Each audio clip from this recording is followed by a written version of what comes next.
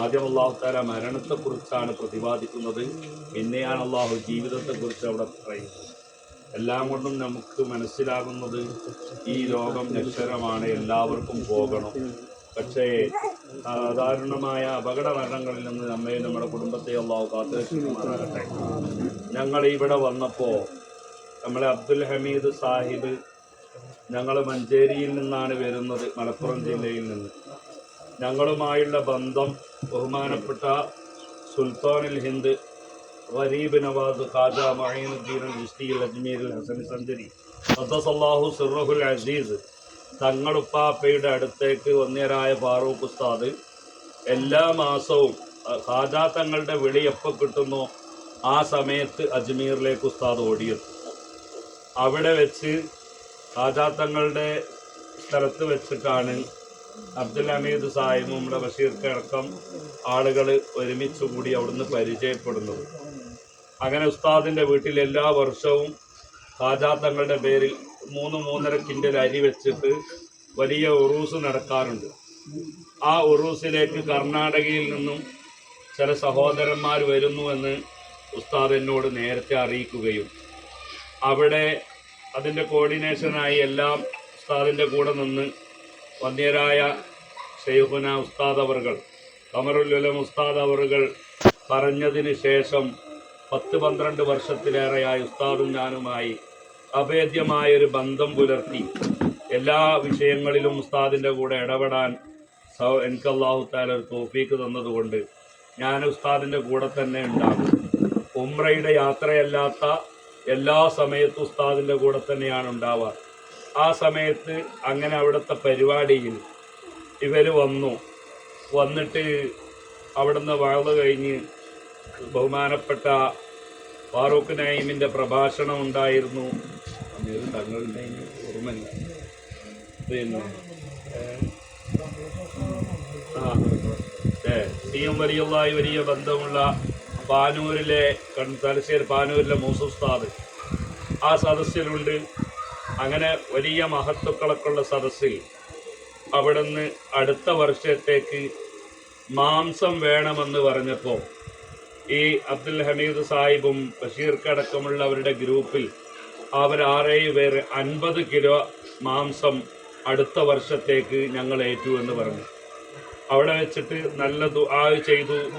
ഞാൻ പറഞ്ഞുകൊണ്ട് വരുന്നത്, അതിനുശേഷവും ഞങ്ങളിവിടെ വരുമ്പോൾ എൻ്റെ മനസ്സിലുള്ള പ്രതീക്ഷ അത്യാവശ്യമൊക്കെ സാമ്പത്തികമായി ഉണ്ടാകും എന്നൊരു പ്രതീക്ഷയിലാണ് ഞങ്ങളിങ്ങോട്ടേക്ക് വന്ന്. വാസ്തവത്തിൽ ഈ വീട് വന്ന് കണ്ടപ്പോൾ എൻ്റെ ഹൃദയം കണ്ണ് നിറഞ്ഞുപോയി എന്നതാണ് സത്യാവസ്ഥ. കാരണം എല്ലാ മാസവും ഞങ്ങൾ ചോദിച്ചിട്ടല്ല, ഞാനും വന്യരായ ഉസ്താദും ആബിദ് സഖാഫിയും കൂടി അജ്മീറിലെ ഖാജ തങ്ങളുടെ ട്രസ്റ്റിൻ്റെ കീഴിൽ ഞങ്ങൾ നടത്തിക്കൊണ്ടിരിക്കുന്ന ദർസുണ്ട്. അതിൽ മൻഹജ് സുന്ന എന്ന് പറഞ്ഞ സ്ഥാപനം, ആ സ്ഥാപനത്തിലേക്ക് എല്ലാ മാസവും ഒരു സംഖ്യ ഉസ്താദിൻ്റെ ഗൂഗിൾ പേക്ക് അയച്ചു കൊടുക്കാറ് പതിവുണ്ട്. രഹസ്യമായ സ്വതക്ക അല്ലാഹു കബൂലാക്കുമാറാകട്ടെ. ആരും ചോദിച്ചിട്ടല്ല, എല്ലാ മാസവും ഒരു സംഖ്യ ആ ഗൂഗിൾ പേക്ക് അയച്ചു തരുമ്പോൾ ഞങ്ങളുടെ പ്രതീക്ഷ അത്യാവശ്യമായി സാമ്പത്തികമായി കയ്യിലുണ്ടാകും എന്നൊരു പ്രതീക്ഷയിലാണ്. സ്വന്തം മക്കൾക്കും ഭാര്യക്കും സ്വന്തം വീടിനും സ്വന്തം മാതാപിതാക്കൾക്കും ചെലവാക്കുന്നതിന് പകരം ഞാൻ നിങ്ങൾക്ക് നൽകിയതിൽ നിന്ന് നിങ്ങൾ നൽകണമെന്നുള്ള ആ ഖുർആനിന്റെ പ്രഖ്യാപനം അക്ഷരാർത്ഥത്തിൽ സ്വീകരിക്കാൻ കഴിയുന്ന ഒരു മഹാ വ്യക്തിത്വമായിരുന്നു നമ്മൾ അബ്ദുൽ ഹമീദ് സാഹിബ് എന്ന് ഈ വീട് നോക്കിയിട്ട് വേണം പ്രവചിക്കാൻ. നിങ്ങൾ നോക്ക്, എത്രയോ സമ്പത്ത് അല്ലാഹു നമുക്ക് തന്നു അല്ലേ?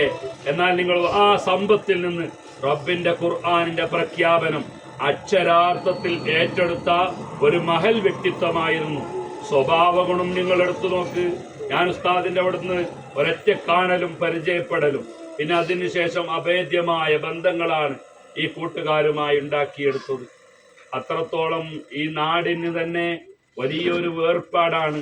കൂട്ടുകാർ പറയുന്നത് തന്നെ കേട്ടു, തഹാബാ ഫില്ലാ ഹദീസിലല്ലേ രണ്ട് വ്യക്തികൾ പരസ്പരം സ്നേഹിച്ചു, പരസ്പരം വെറുത്തു. എന്തിനു വേണ്ടി? അവർ അള്ളാഹുവിന്റെ മാർഗത്തിലായിട്ട്. അങ്ങനത്തെവർക്ക് സ്വർഗമുണ്ടെന്ന് ഹബീബുനാ റസൂലുള്ളാഹി തങ്ങൾ പ്രവചനം നടത്തിയിട്ടുണ്ട്.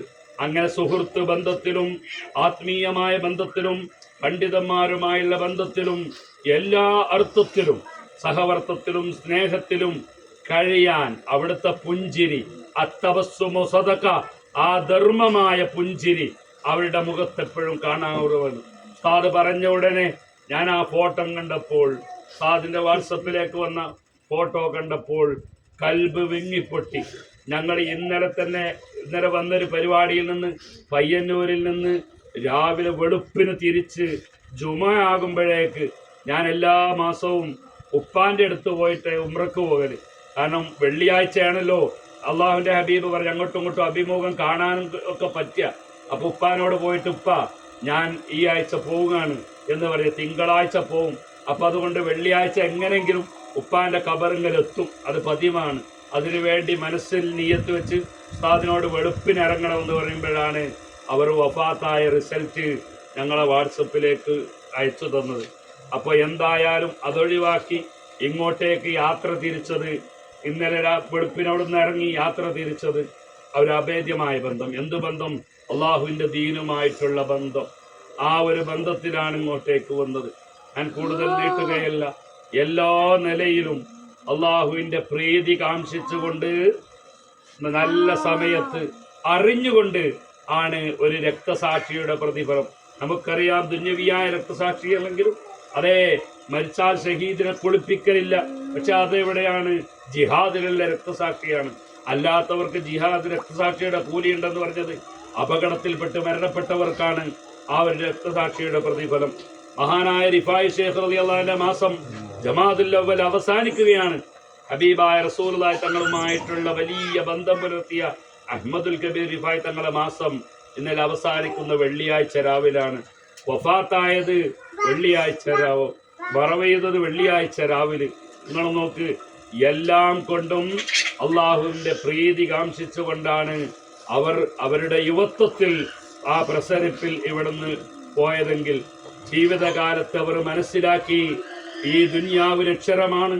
അതുകൊണ്ട് വല്ല ആഖിറത്തു ഖൈറുൻ വഅബ്ഖാ, ശേഷിക്കുന്ന രാജ്യം, അവശേഷിക്കാനുള്ളത്, താമസിക്കാനുള്ള വീട്, അതെല്ലാം പരലോകത്താണെന്ന് മനസ്സിലാക്കി സ്വന്തത്തിന് വേണ്ടി കരുതി വെക്കാതെ ആലിമീങ്ങളെയും സാദാത്യങ്ങളൊക്കെ സ്നേഹിച്ചുകൊണ്ട് നന്മയിലേക്ക് ചെലവഴിച്ച് നന്മയുടെ വാഹകനായി ജീവിച്ചു. അള്ളാഹു അത് കബൂലാക്കി തരുമാറാകട്ടെ. അർഹമായ പ്രതിഫലം ഇരു ലോകത്തും നൽകി അനുഗ്രഹിക്കുമാറാകട്ടെ. അന്നെടുത്ത വിളവ് അള്ളാഹുവെ അത് കൊയ്തെടുക്കുന്നത് ഖബറിലാണ്. ഖുർആൻ പഠിക്കുന്ന മക്കൾക്ക് നൽകിയ സ്വതക്കകളെല്ലാം അവരുടെ ഖബറിൽ അള്ളാഹു വലിയൊരു പ്രകാശമായി എത്തിച്ചു കൊടുക്കുമാറാകട്ടെ. പുതിയ ആപ്പിള അറയിൽ ഉറങ്ങുമ്പോൾ ഉറങ്ങിക്കോ മോനെ എന്ന് ഖബറിലെ ചോദ്യം കഴിഞ്ഞാൽ പറയപ്പെടുമെന്ന് ഹബീബുനാ മുഹമ്മദ് റസൂലുള്ളാഹി തങ്ങൾ പറഞ്ഞിട്ടുപോലെ ആ പ്രവചനത്തിനെ അന്വർത്ഥമാക്കി ആ നംഖനൗമത്തിൽ അറൂസ് എന്ന വിഭാഗത്തിൽ അവരെയും നമ്മിൽ നിന്ന് മരണപ്പെട്ടു പോയ ആരെല്ലാം ഉണ്ടോ, പ്രസ്ഥാന ബന്ധുക്കൾ, സാധാർത്ഥ്യങ്ങൾ, ആലിമീങ്ങൾ, സ്വാലിഹീങ്ങൾ അടക്കം ഈ നാട്ടിൽ നിന്നും കുടുംബത്തിൽ ഇവിടെ